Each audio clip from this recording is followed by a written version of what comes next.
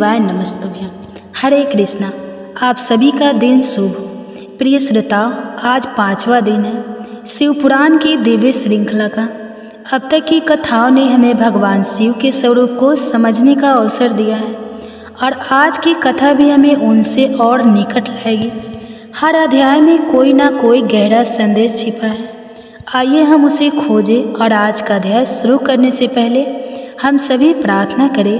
हे महादेव, हमारे हृदय में आपके प्रति निष्ठा बनी रहे। जब हम कथा सुने तो मन चंचल ना हो, केवल आपकी महिमा में स्थिर हो जाए। हे भोलेनाथ, आपकी कृपा से ही यह जीवन सार्थक हो सकता है। हम सबका कल्याण करें। इस प्रकार प्रार्थना करने के बाद सबसे अंत में क्षमा याचना भी करनी चाहिए, जो कि इस वीडियो के लास्ट में हम सब मिलकर करेंगे। अब सुनिए आज की कथा। सूत जी कहते हैं, हे महर्षियों, भगवान श्री हरि के अंतर्ध्यान हो जाने पर मुनि श्रेष्ठ नारद जी शिवलिंगों का भक्तिपूर्वक दर्शन करते हुए पृथ्वी पर विचरने लगे। ब्राह्मणों भूमंडल पर घूम फिरकर उन्होंने भोग और मोक्ष देने वाले बहुत से शिवलिंगों का प्रेम पूर्वक दर्शन किया। दिव्यदर्शी नारद जी भूतल के तीर्थों में विचल रहे हैं और इस समय उनका चित्त शुद्ध है। यह जानकर वे दोनों शिवग उनके पास गए। वे उनके दिए हुए श्राप से उद्धार की इच्छा रखकर वहाँ गए थे।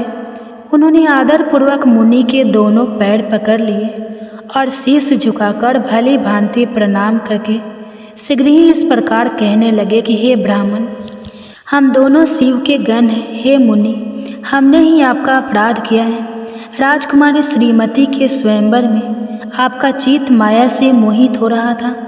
उस समय परमेश्वर की प्रेरणा से आपने हम दोनों को श्राप दे दिया था। वहाँ कुछ समय जानकर हमने चुप रह जाना ही अपनी जीवन रक्षा का उपाय समझा। इसमें किसी का दोष नहीं है, हमें अपने कर्म का ही फल प्राप्त होता है। हे प्रभु, अब आप प्रसन्न होइए और हम दोनों पर कृपा कीजिए। तब देवर्षि नारद कहने लगे, आप दोनों महादेव जी के गण हैं और सत्पुरुषों के लिए परम सम्मानीय हैं। अतः मेरे मोह रहित और सुखदायक यथार्थ वचन को सुनिए। पहले निश्चय ही मेरी बुद्धि भ्रष्ट हो गई थी, बिगड़ गई थी और मैं सर्वथा मोह में के वशीभूत हो गया था। इसलिए आप दोनों को मैंने श्राप दे दिया था। हे शिवंगो, मैंने जो कुछ कहा है वह वैसा ही होगा, तथापि मेरी बात सुनिए। मैं आपके लिए साफो द्वार की बात बता रही हूँ। आप लोग आज मेरा अपराध को भी क्षमा कर दें। मुनिवर, विश्रवा के वीर से जन्म ग्रहण करके आप दोनों संपूर्ण दिशाओं में प्रसिद्ध कुंभकर्ण और रावण राक्षस राज का पद प्राप्त करोगे और बलवान वैभव से युक्त तथा परम प्रतापी होंगे। समस्त ब्रह्मांड के राजा होकर शिव भक्त और जितेंद्रिय होंगे और शिव के ही दूसरे स्वरूप श्री विष्णु के हाथों मृत्यु पाकर फिर अपने पद पर प्रतिष्ठित हो जाएंगे। सूत जी कहते हैं, हे महर्षियों, महात्मा नारद मुनि की यह बात सुनकर वे दोनों शिवक प्रसन्न होकर सानद अपने अपने स्थान को लौट गए। श्री नारद जी भी अत्यंत आनंदित होकर अनन्य भाव से भगवान शिव का ध्यान और शिव तीर्थों का दर्शन करते हुए बार बार भूमंडल में विचलन करने लगे। अंत में वे सबके ऊपर विराजमान शिवप्रिया काशीपुरी में गई, जो शिव स्वरूपिणी और शिव को सुख देने वाली है। काशीपुरी का दर्शन करके नारद जी कृतार्थ हो गए।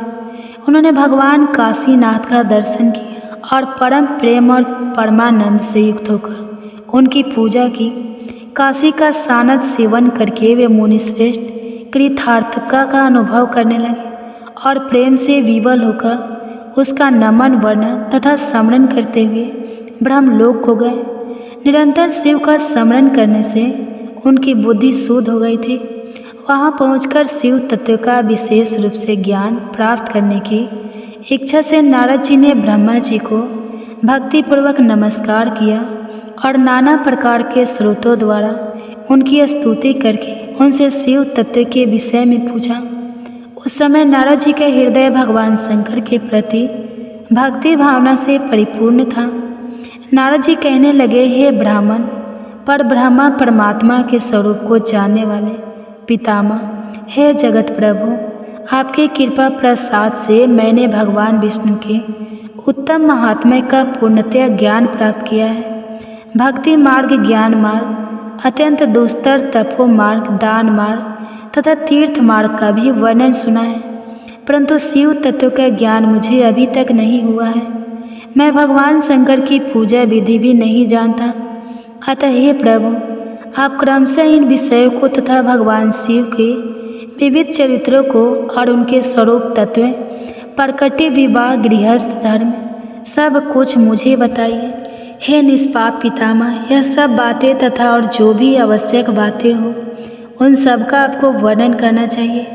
हे प्रजना, शिव और शिवा के अभिभार और विवाह का प्रसंग विशेष रूप से कहिए तथा कार्तिकेय जी के जन्म की कथा भी मुझे सुनाइए। हे प्रभु, पहले बहुत से लोगों से मैंने यह बातें सुनी हैं कि तो तृप्त नहीं हो सका हूँ, इसलिए आपकी शरण में आया हूँ। आप मुझ पर कृपा कीजिए। अपने पुत्र नारद की यह बात सुनकर लोक पितामह ब्रह्मा वह इस प्रकार कहने लगे। हे ब्राह्मण देव, शिरोमणि, तुम सदा समस्त जगत के उपकार में ही लगे रहते हो। तुमने लोगों के हित की कामना से बहुत उत्तम बात पूछी है, जिसके सुनने से संपूर्ण लोगों के समस्त पापों का नाश हो जाता है। उस अनामय शिव तत्व का मैं तुमसे वर्णन करता हूँ। शिव तत्व का स्वरूप बड़ा ही उत्कृष्ट और अद्भुत है। जिस समय समस्त चराचर जगत नष्ट हो गया था, सर्वत्र केवल अंधकार ही अंधकार था। न सूर्य दिखाई देते थे, न चंद्रमा, अन्याय ग्रहों और नक्षत्रों का भी कुछ पता नहीं था। न दिन होता था न रात। अग्नि, पृथ्वी, वायु और जल की भी सत्ता नहीं थी। प्रधान तत्व से रहित सूना आकाश मात्र शेष था। दूसरे किसी तेज की उपलब्धि नहीं होती थी। अदृश्य आदि का भी अस्तित्व नहीं था। शब्द और स्पर्श की भी साथ छोड़ चुके थे। गंध और रूप की भी अभिव्यक्ति नहीं होती थी। रस का भी अभाव हो गया था। दिशाओं का भी भान नहीं होता था। इस प्रकार सब और निरंतर सूची भेद घोर अंधकार फैला हुआ था। उस समय तत्सत ब्रह्मा इस श्रुति में जो सत्य सुना जाता है, एकमात्र वही शेष था। जब यह सब ऐसा जो इत्यादि रूप से निर्दिष्ट होने वाला भाव भावात्मक जगत नहीं था, उस समय एकमात्र वह सत्य ही शेष था, जिसे योगी जन अपने हृदय आकाश के भीतर निरंतर देखा करते हैं, जिस पर ब्रह्मा के विषय में ज्ञान और अज्ञान से पूर्ण उपकियों द्वारा इस प्रकार अर्थात ऊपर बताए अनुसार विकल्प किए जाते हैं। उसने कुछ काल के बाद द्वितीय की इच्छा प्रकट की। उसके भीतर एक से अनेक होने का संकल्प उदित हुआ। तब उस निराकार परमात्मा ने अपनी लीला शक्ति से अपने लिए मूर्ति अर्थात आकार की कल्पना की। वह मूर्ति संपूर्ण ईश्वरीय गुणों से संपन्न, सर्व ज्ञानमय, सर्व स्वरूपा, सर्वव्यापिनी, सर्वोपदर्शिनी, सर्वकालिनी, सबकी एकमात्र वंदनीय, सर्वदा सब कुछ देने वाली और संपूर्ण संस्कृतियों का केंद्र थी। उस शुद्ध रूपनी ईश्वर मूर्ति की कल्पना करके वह अद्वितीय, आनंदी, अनंत, सर्व प्रकाशक, चिन्मय, सर्वव्यापी और अविनाशी पर ब्रह्मा अंतर्निहित हो गया। जो मूर्ति रहित परम ब्रह्मा है, उसी की मूर्ति अर्थात चिन्मय आकार भगवान सदाशिव है। वर्चा, चिन्ह और प्राचीन विद्वान इन्हीं को ईश्वर कहते हैं। उस समय एकाकी रहकर स्वेच्छा अनुसार विहार करने वाले उन सदाशिव ने अपने विग्रह से स्वयं ही एक स्वरूप भूता भक्ति की सृष्टि की, जो उनके अपने ही श्रीअंग से कभी अलग नहीं होने वाली थी। उस पराशक्ति को प्रधान प्रकृति, गुणवती माया, बुद्धि तत्व की जननी तथा विकार रहित बताया है। वह शक्ति अंबिका कही गई है। उसी को प्रकृति, सर्वेश्वरी, त्रिदेव जननी, नित्या और मूल कारण भी कहते हैं। सदा शिव द्वारा प्रकट की गई उस शक्ति की 8 भुजाएं हैं। उस शुभ लक्षण देवी के मुख की शोभा विचित्र है। वह अकेले ही अपने मुखमंडल में सदा एक सहस्त्र चंद्रमाओं की कांत धारण करती है। नाना प्रकार के आभूषण उसके श्रीअंगों की शोभा बढ़ाते हैं। वह देवी नाना प्रकार की गतियों से संपन्न है और अनेक प्रकार के अस्त्र शस्त्र धारण करती है। उसके खुले हुए नेत्र खिले हुए कमल के समान जान पड़ते हैं। वह अचिंत्य तेज से जगमगाती है। वह सबकी योनि है और सदा उद्यमशील रहती है। एकाकिनी होने पर भी वह माया से योगवाद अनेक हो जाती है। वे जो सदा शिव है उन्हें परम पुरुष ईश्वर, शिव शंभु और महेश्वर कहते हैं। वे अपने मस्तक पर आकाश गंगा को धारण करते हैं। उनके बाल देश में चंद्रमा शोभित है। उनके 5 मुख हैं और प्रत्येक मुख में 3-3 नेत्र हैं। उनका चित्त सदा प्रसन्न रहता है। वे 10 भुजाओं से युक्त और त्रिशूलधारी हैं। उनके श्रीअंगों की प्रभा कर्पूर के समान श्वेत गौर है। वे अपने सारे अंगों में भस्म रमाए रहते हैं। उन काल रूपी ब्रह्मा ने एक ही समय शक्ति के साथ शिवलोक नामक क्षेत्र का निर्माण किया था। उस उत्तम क्षेत्र को ही काशी कहते हैं। वह परम निर्वाण या मोक्ष का स्थान है जो सबसे ऊपर विराजमान है। तो ये थी आज के सावन मास की कथा, शिव महापुराण की कथा। आपको कैसा लगा कमेंट्स करके जरूर ही बताएं। अब आप सुनिए भगवान शिव और माता पार्वती की एक बहुत ही सुंदर और दुर्लभ कथा। श्री शिवाय नमस्तुभ्यम। हर हर महादेव। ओम नमः शिवाय। प्रिय श्रोताओ, यह कोई साधारण कथा नहीं है। यह है एक अलौकिक प्रेम गाथा जहाँ शिव पार्वती का प्रेम, लक्ष्मी नारायण का त्याग और सावन की हर बूंद में छिपा है एक दिव्य रहस्य। प्रिय श्रोताओं, अगर आप इस कथा को अधूरी छोड़ देंगी तो शायद भगवान शिव की कृपा भी अधूरी रह जाए। इसलिए पूरा इसे अंत तक सुनना, क्योंकि हर पल हर शब्द में छुपा है आपकी आत्मा को छू लेने वाला सच्चा प्रेम।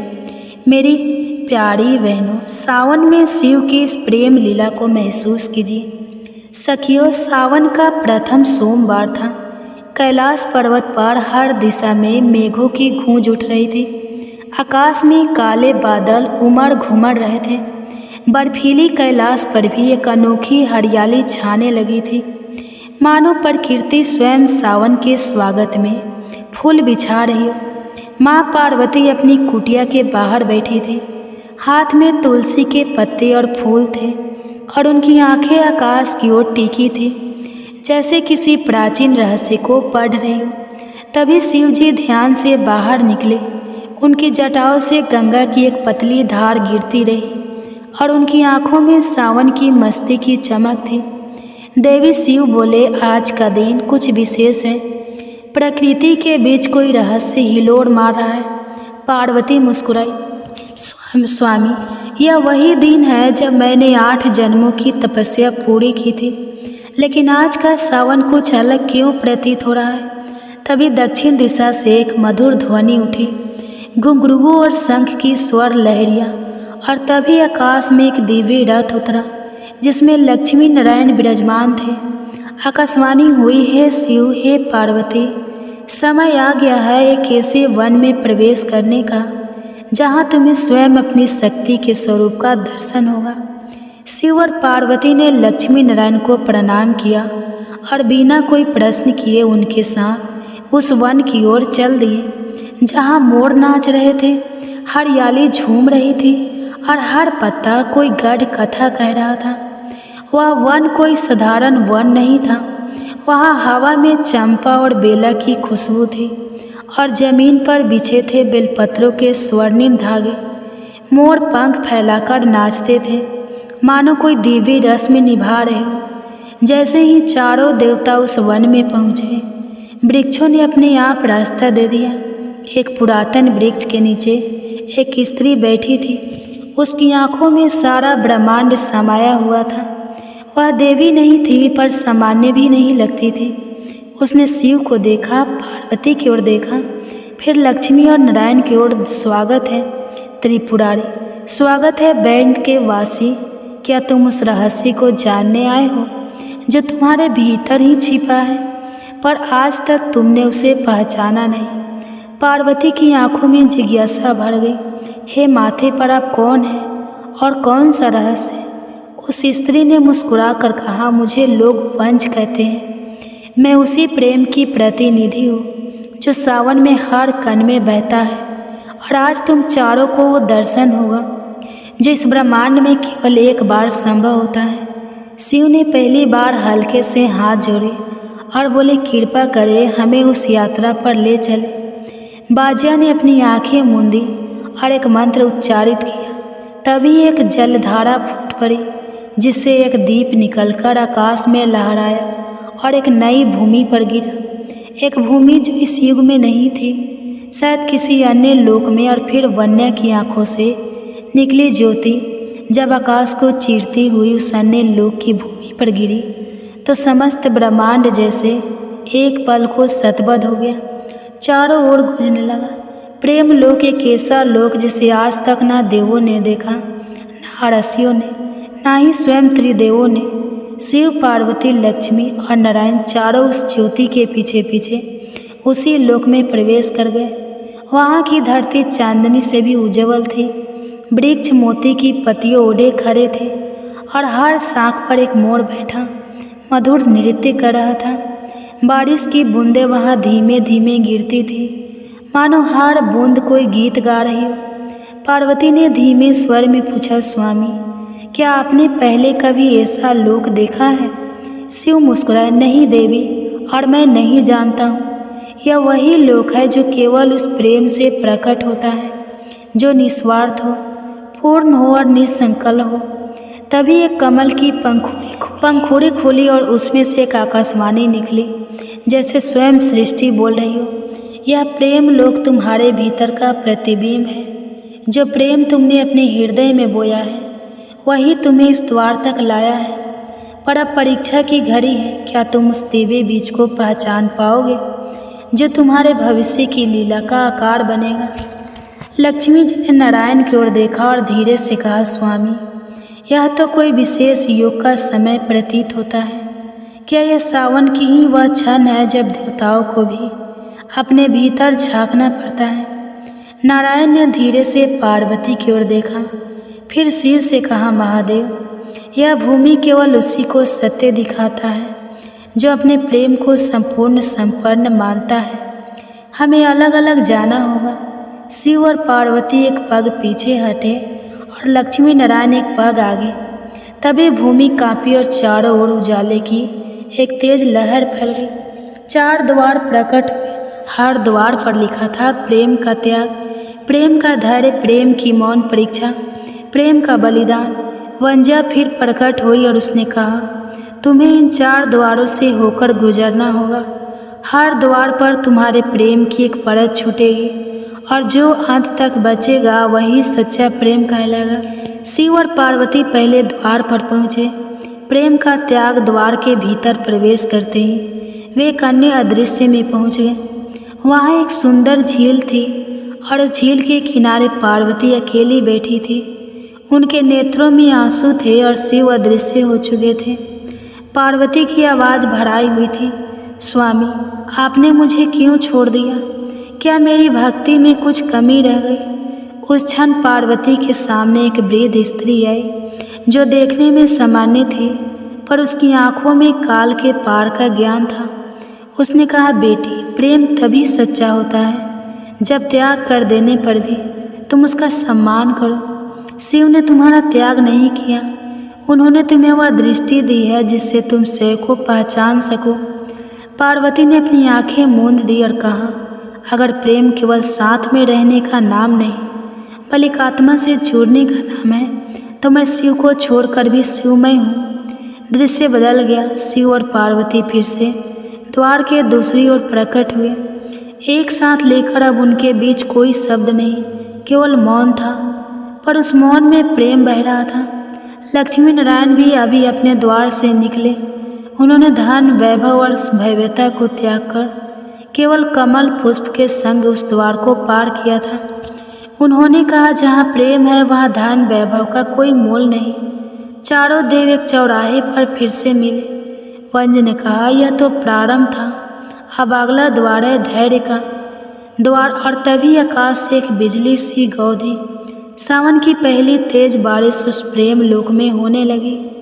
मोर एक स्वर्ग में गा उठे, पेड़ों की शाखाएं लहराई और एक नई परीक्षा की आहट होने लगी। सखियों, सावन की वो पहली तेज वर्षा अब किसी आम बरसात जैसी नहीं लग रही थी। उसमें कोई रहस्य बस रहा था, जैसे हर बूंद के साथ कोई भाव उतर रहा हो और कोई छुपे प्रश्न भीग रहा हो। चारों देव उस चौराहे से अगली दिशा में बढ़े, जहाँ एक विशाल द्वार था जिस पर लिखल था प्रेम का धैर्य, जहाँ प्रतीक्षा ही परीक्षा है। जैसे ही शिव पार्वती और लक्ष्मी नारायण ने द्वार पार किया, उन्हें एक अलग समय में पहुंचा दिया गया। समय वहाँ स्थिर नहीं था पर तेज भी नहीं। वहाँ हर क्षण एक युग जितना लंबा था और प्रतीक्षा सबसे कठिन साधना। इस द्वार के भीतर पार्वती स्वयं को एक घने जंगल में अकेली पाती है। आसमान पर घने बादल हैं, पेड़ बारिश में भीग रहे हैं और वो मोड़ टहनी पर बैठकर चुपचाप प्रतीक्षा कर रहे हैं, जैसे उन्हें भी किसी का इंतजार हो।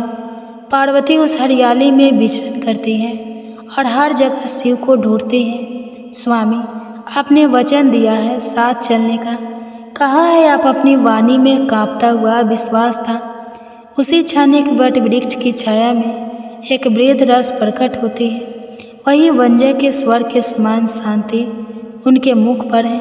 वे कहते हैं, देवो, जब प्रेम को सिद्ध करना हो तो कभी कभी प्रेम स्वयं ही छूप जाता है ताकि उसका धैर्य देखा जा सके।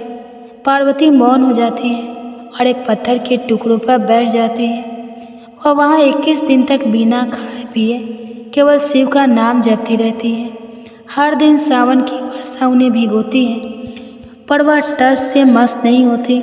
21वें दिन एक कमल उनकी गोद में आ गिरता है, शिव की उपस्थिति का प्रतीक। पार्वती की आंखों में आंसू बहते हैं पर होठों पर मुस्कान है। अब मुझे विश्वास है प्रेम लौटे या न लौटे, पर वह कहीं गया नहीं।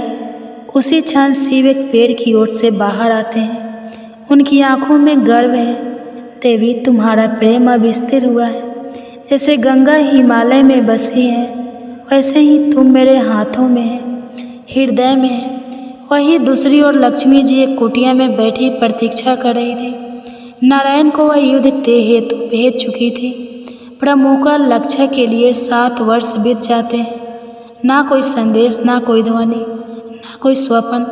पर लक्ष्मी जी हर दिन नारायण के लिए दीप जलाती हैं और उस दीप की लौंग बिना बत्ती के भी जलती है। 7वें वर्ष के अंतिम दिन नारायण लौटते हैं, थके मगर शांत, और लक्ष्मी जी बिना एक शब्द कहे उनके चरणों में बैठ जाती हैं। नारायण कहते हैं, धैर्य वह दीप है जो बिना तेल के भी जले, और तुम्हारा प्रेम लक्ष्मी अब दीपे को चुका है। चारों ओर से चौराहे पर लौटते हैं। वंजा इस प्रकार स्वयं प्रकट होती है, पर अब वह पहले जैसी वृद्ध नहीं, अब वह एक सुंदर कन्या के रूप में प्रकट होती है। सिर पर मोर पंख और नेत्रों में आकाश जैसा विस्तार।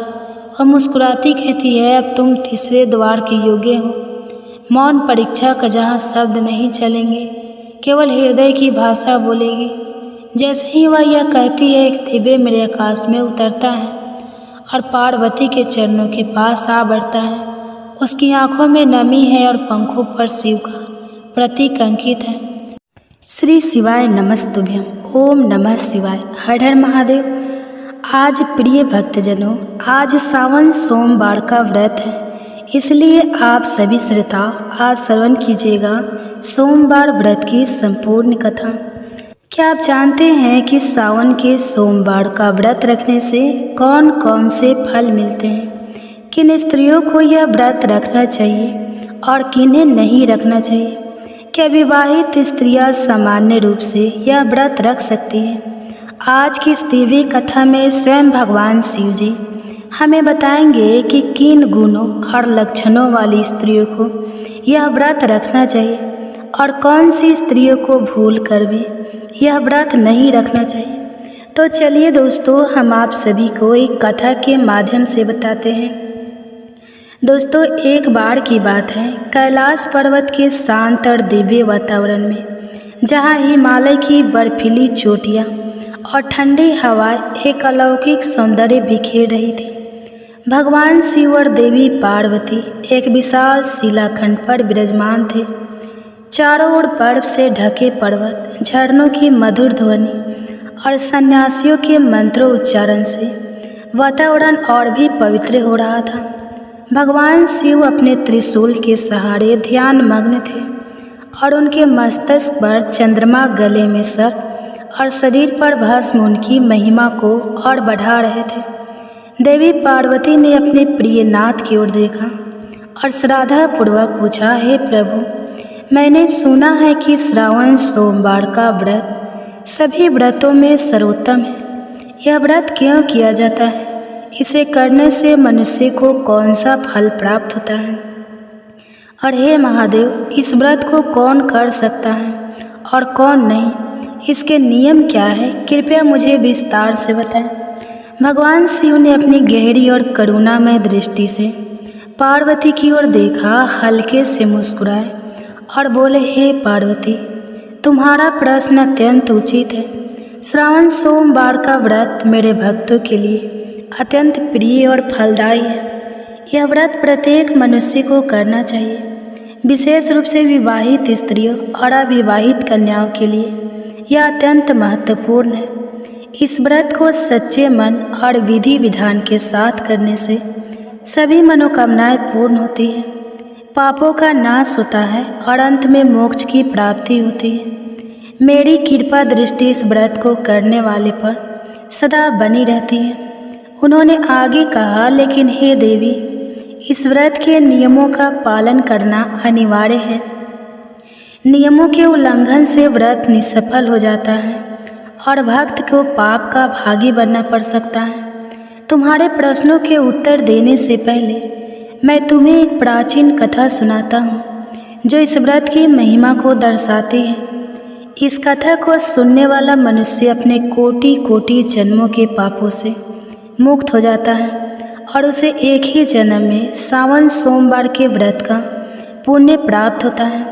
इसलिए हे पार्वती, इस कथा को पूरे ध्यान और श्रद्धा से सुनो। देवी पार्वती ने हाथ जोड़कर कहा, हे प्रभु, आपके मुख से इस कथा का श्रवण करना मेरे लिए परम सौभाग्य की बात है। कृपया मुझे यह कथा सुनाएं, मैं इसे पूरे मन से सुनूंगी। भगवान शिव ने गहरी सांस ली और कथा शुरू की। प्राचीन काल की बात है। मध्य देश में एक अत्यंत शोभायमान और समृद्ध नगरी था जिसका नाम विदिशा था। इस नगरी में एक धना और धर्मपरायण वैश्य प्रिंस मोहन रहता था। विश्व मोहन का व्यापार दूर दूर तक फैला हुआ था और वह अपनी ईमानदारी, उदारता और भक्ति के लिए जाना जाता था। समाज में उसका बहुत सम्मान था और वह अपने धन का उपयोग गरीबों की सहायता, धर्मशालाओं के निर्माण और मंदिरों की रख रखाव में करता था। विश्व मोहन की पत्नी सुशीला एक पतिव्रता और भगवान शिव की परम भक्त थी। वह प्रतिदिन सूर्योदय से पहले उठकर स्नान करती, घर की सफाई करती और घर के छोटे से शिव मंदिर में पूजा करती। वह गंगा जल से शिवलिंग का अभिषेक करती, बेलपत्र, धतूरा और आग के फूल अर्पित करती और भस्म लगाकर शिव पंचाक्षर मंत्र का जाप करती। सुशीला का स्वभाव इतना कोमल और प्रेमपूर्ण था कि गांव की अन्य स्त्रियां उसे प्रेरणा लेती थी। विश्व मोहन और सुशीला का जीवन सुख, शांति और भक्ति से परिपूर्ण था। जैसे ही श्रावण मास का आगमन हुआ, सुशीला ने अपने पति विश्व मोहन से कहा, हे स्वामी, मैंने सुना है कि श्रावण सोमवार का व्रत भगवान शिव को अत्यंत प्रिय है। इसे करने से सभी मनोकामनाएं पूर्ण होती हैं और जीवन में सुख शांति बनी रहती है। मैं इस व्रत को करना चाहती हूँ। क्या आप भी मेरे साथ इस व्रत को करेंगे ताकि हम दोनों भगवान शिव की कृपा प्राप्त कर सके? विश्व मोहन ने सुशीला की बात ध्यान से सुनी और मुस्कुराते हुए कहा, हे सुशीला, तुम्हारी भक्ति और श्रद्धा मेरे लिए प्रेरणा है। मैं भी तुम्हारे साथ श्रावण सोमवार का व्रत करूँगा। हम दोनों मिलकर भगवान शिव की आराधना करेंगे और उनके आशीर्वाद से अपने जीवन को और सार्थक बनाएंगे। श्रावण मास का पहला सोमवार आया। सुशीला और विश्व मोहन ने पूरे विधि विधान के साथ व्रत रखा। सुशीला ने सुबह स्नान किया, घर के शिव मंदिर को स्वच्छ किया और गंगा जल से शिवलिंग का अभिषेक किया। उसने बेलपत्र, धतूरा और सफ़ेद फूल अर्पित किए, भस्म लगाया और घी का दीपक जलाकर मंत्र जाप किया। विश्व मोहन ने भी मंदिर में जाकर पूजा की और पूरे दिन उपवास रखा। दोनों ने मिलकर भगवान शिव की कथा सुनी और रात में फलाहार किया। गांव के अन्य भक्त भी उनके घर पर एकत्रित हुए और भगवान शिव की भक्ति में लीन हो गए। प्रत्येक सोमवार को विश्वमोहन और सुशीला ने पूरे नियम और श्रद्धा के साथ व्रत किया, लेकिन एक दिन सावन मास के तीसरे सोमवार को उनसे अनजाने में एक बड़ी भूल हो गई। उस दिन सुबह सुबह विश्वमोहन अपने व्यापार के कुछ जरूरी कामों में व्यस्त हो गया। वह एक बड़े सौदे के लिए परेशान था और उसका मन अशांत था। सुशीला ने उसे सांत्वना दी और कहा, स्वामी, आज सावन सोमवार है, आप मन को शांत करें और भगवान शिव की पूजा में लीन हो। विश्वमोहन ने सुशीला की बात मानी, लेकिन उसका मन अभी भी व्यापार की चिंताओं में डूबा था। सुशीला की सुंदरता और प्रेम पूर्ण व्यवहार ने उसके मन को कुछ देर के लिए शांत किया। इस प्रेम के क्षणों में दोनों ने अनजाने में शारीरिक संबंध स्थापित कर लिए। उन्हें यह नहीं पता था कि सावन सोमवार के व्रत के दिन ब्रह्मचर्य का पालन करना अनिवार्य है और इस नियम का उल्लंघन व्रत को भंग करने के समान है। इस भूल के कारण उनका व्रत टूट गया और एक महापाप उनके हिस्से में आ गया। सुशीला ने पूजा तो की, लेकिन उसका मन विचलित था। उसने सोचा कि शायद उसकी पूजा में कोई कमी रह गई। विश्वमोहन भी अपनी चिंताओं में डूबा रहा और पूजा में पूरी तरह ध्यान नहीं दे सका। कुछ दिनों बाद विश्वमोहन ने अपने व्यापार को और विस्तार देने के लिए विदेश जाने का निर्णय लिया।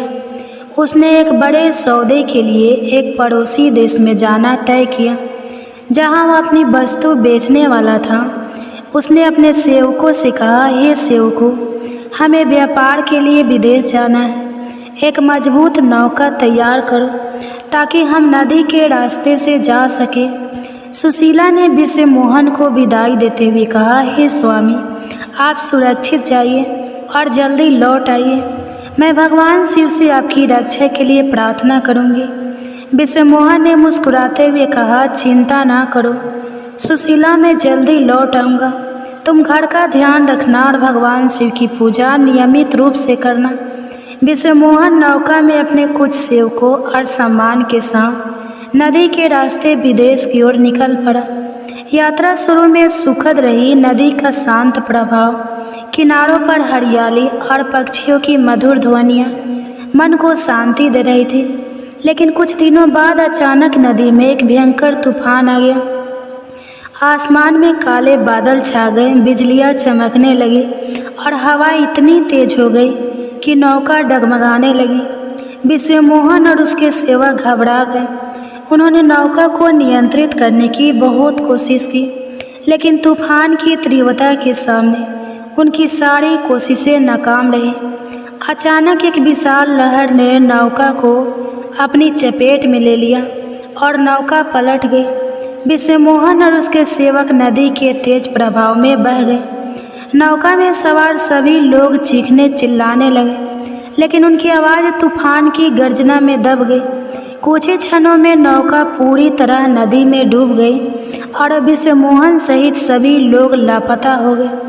विदिशा नगरी में जब विश्वमोहन की नौका डूबने का समाचार सुशीला तक पहुंचा, तो वह सदमे में डूब गई। उसका हृदय दुख से भर गया और वह फूट फूट कर रोने लगी। अपने अपने सास ससुर को यह दुखद समाचार सुनाया। विश्वमोहन की माँ कमला को अपने पुत्र की मृत्यु का समाचार सुनकर गहरा आघात लगा।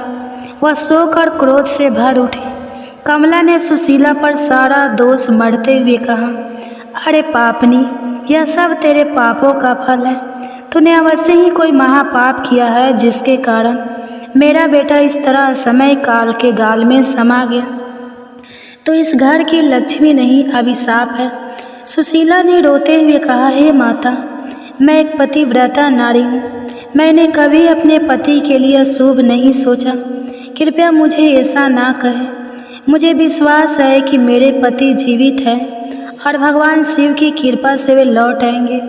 कमला ने क्रोध में कहा, अरे कर लूठा, तू भोली बनने की कोशिश मत कर। तेरे जैसी पापनी स्त्रियों के पति जवानी में ही मर जाते हैं। तूने कोई घोर पाप किया है, जिसके कारण मेरे बेटे को यह दंड मिला। अब तो इस घर में नहीं रह सकती। यहाँ से चली जा और जहाँ चाहे वहाँ जा। सुशीला ने गिड़गिड़ाते हुए कहा, माता, मेरे पति के सिवा मेरा इस दुनिया में कोई नहीं, कृपया मुझे घर से ना निकालें। लेकिन कमला ने क्रूरता से सुशीला को घर से बाहर निकाल दिया और कहा, जा उसी नदी में डूब मर जिसमें मेरा बेटा डूबा। तुझे इस घर में रहने का कोई हक नहीं। सुशीला अपने सास के कठोर शब्दों से आहत और अपने पति के वियोग में दुखी रोती हुई घर से निकल पड़ी। वह चलते चलते घने जंगल में पहुंच गई। जंगल में एक विशाल बरगद का वृक्ष था जिसके नीचे एक प्राचीन शिव मंदिर था। मंदिर का वातावरण शांत और पवित्र था। सुशीला ने शिवलिंग को देखा और उसके सामने बैठकर फूट फूट कर रोने लगी। उसने प्रार्थना की, हे भोलेनाथ, मुझसे ऐसी क्या भूल हो गई कि मुझे यह दंड मिला। आप तो दया के सागर हैं, आप सबको क्षमा कर देते हैं। फिर मेरे द्वारा ऐसा कौन सा पाप हुआ जो क्षमा के योग्य नहीं? कृपया मेरी भूल बताइए और मेरे पति की रक्षा करें। सुशीला ने घंटों तक शिवलिंग के सामने प्रार्थना की, लेकिन उसे कोई जवाब नहीं मिला। उसका मन और अधिक विचलित हो गया।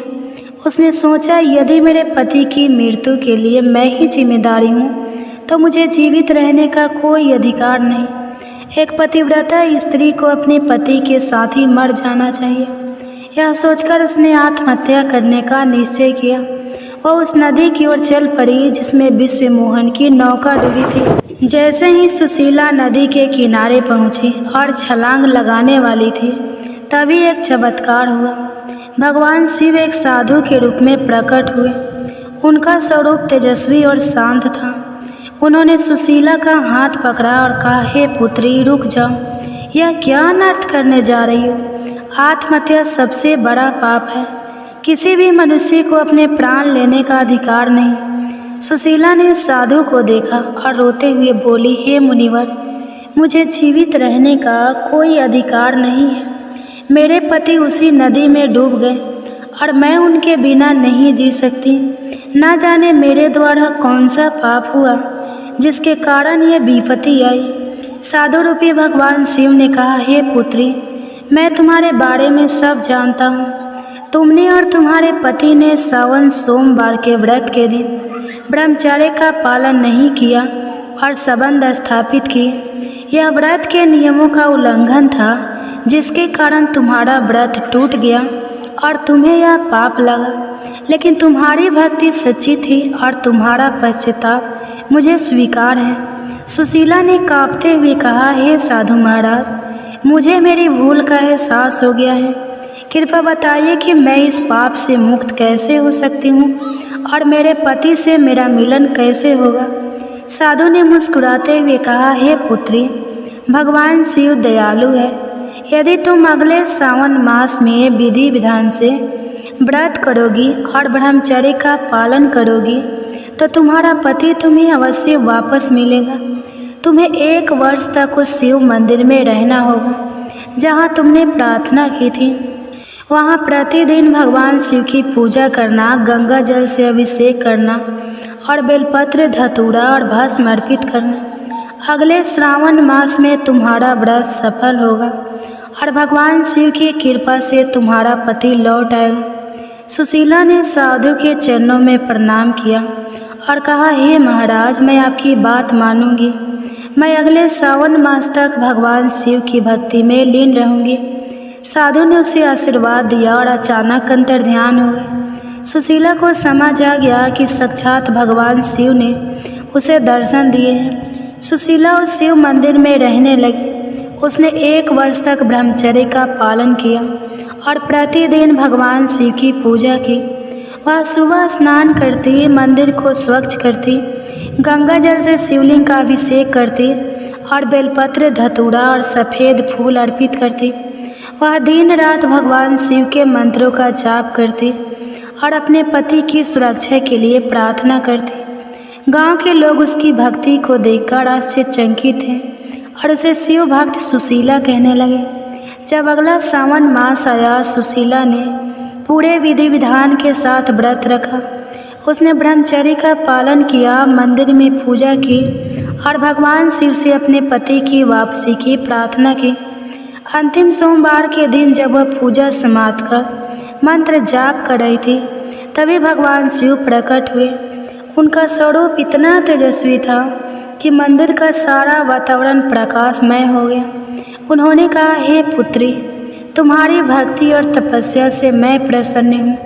तुम जो भी वर मांगना चाहती हो मांग लो।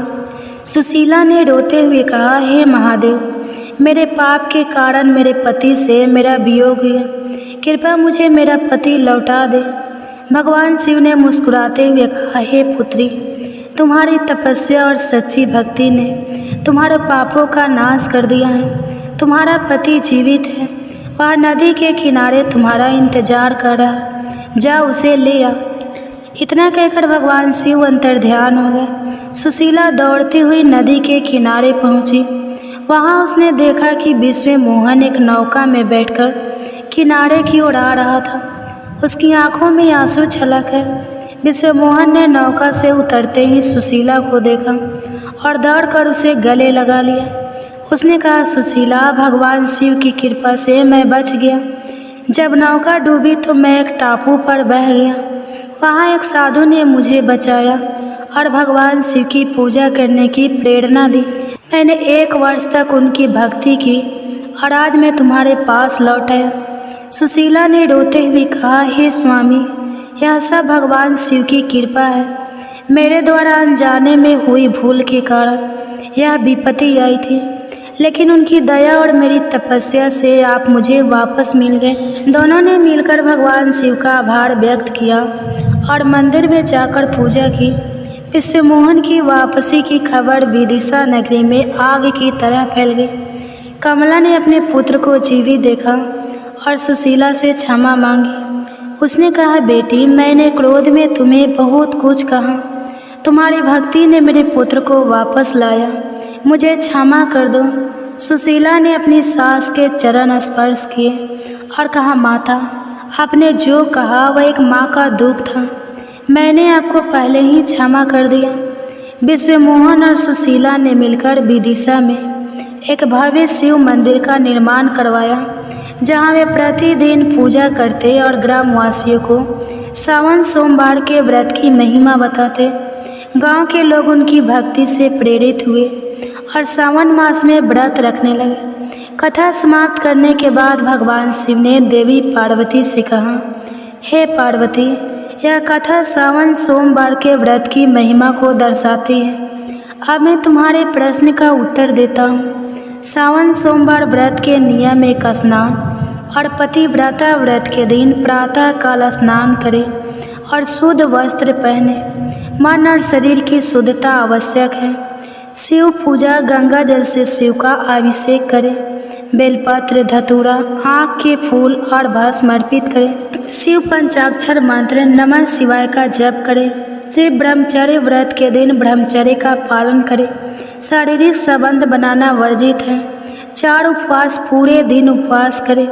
रात में फलाहार या हल्का भोजन लें। 5 सत्कर्म, दिन भर सत्कर्म करें। झूठ ना बोले और किसी का अपमान ना करें। शिव की कथा श्रवण, सावन मास सोमवार की कथा सुने या पढ़ें। इससे व्रत का फल कई गुना बढ़ जाता है। मनोकामना की पूर्ति या व्रत सभी मनोकामना पूर्ण करता है, चाहे वह सुख, समृद्धि, संतान या वैवाहिक जीवन की शांति हो। पाप का नाश व्रत करने से सभी पाप नष्ट हो जाते हैं और भक्त की आत्मा शुद्ध होती है। मोक्ष की प्राप्ति सच्ची भक्ति और नियमित व्रत से भक्त को मोक्ष की प्राप्ति होती है। शिव कृपा, भगवान शिव की कृपा से भक्त का जीवन सुखमय और शांतिमय होता है। किन्हें व्रत नहीं करना चाहिए? भगवान शिव ने कहा, हे पार्वती, कुछ लोग इस व्रत के योग्य नहीं हैं, उन्हें यह व्रत नहीं करना चाहिए। वन पति को छोड़कर अन्य पुरुष के साथ रहने वाली स्त्री, ऐसे स्त्री ने विवाह के पवित्र बंधन का उल्लंघन किया होता है। यह व्रत शिव पार्वती के प्रेम और संपर्ण का प्रतीक है, इसलिए ऐसी स्त्री को यह व्रत नहीं करना चाहिए। नंबर 2, पत्नी के अलावा अन्य स्त्री के साथ संबंध रखने वाला पुरुष, ऐसा पुरुष विवाह की निष्ठता तोड़ता है। यह व्रत केवल निष्ठावान लोगों के लिए है। 4 पति का अपमान करने वाली स्त्री ऐसी स्त्री जो अपने पति का सम्मान नहीं करती, वह इस व्रत के पवित्र उद्देश्य को पूरा नहीं कर सकती। बुरा आचरण रखने वाले, कपटपूर्ण मन और बुरे आचरण वाले लोग इस व्रत के लिए योग्य नहीं है, क्योंकि यह व्रत आत्मशुद्धि और सत्कर्म का प्रतीक है। यह कथा सुनकर देवी पार्वती ने भगवान शिव को प्रणाम किया और कहा, हे प्रभु, आपकी कृपा से मैंने सावन सोमवार के व्रत की महिमा और नियम समझ लिया। यह कथा हर भक्त को प्रेरणा देगी।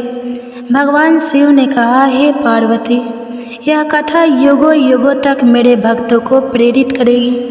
जो भी इस कथा को श्रद्धा से सुनता है, उसके सभी पाप नष्ट हो जाते हैं और उसे मेरी कृपा प्राप्त होती है। सावन सोमवार का व्रत सभी के लिए लाभकारी है। इसे सच्चे मन और नियमों के साथ किया जाए। दोस्तों, यह कथा हमें सिखाती है कि सावन सोमवार का व्रत सच्ची भक्ति, आत्मसंयम और सत्कर्म का प्रतीक है। भगवान शिव की कृपा से कोई भी संकट असंभव नहीं है। हमें इस व्रत को विधि विधान से करना चाहिए और नियमों का पालन करना चाहिए। यदि अनजाने में कोई भूल हो जाए तो पश्चाताप और सच्चे भक्ति से भगवान शिव से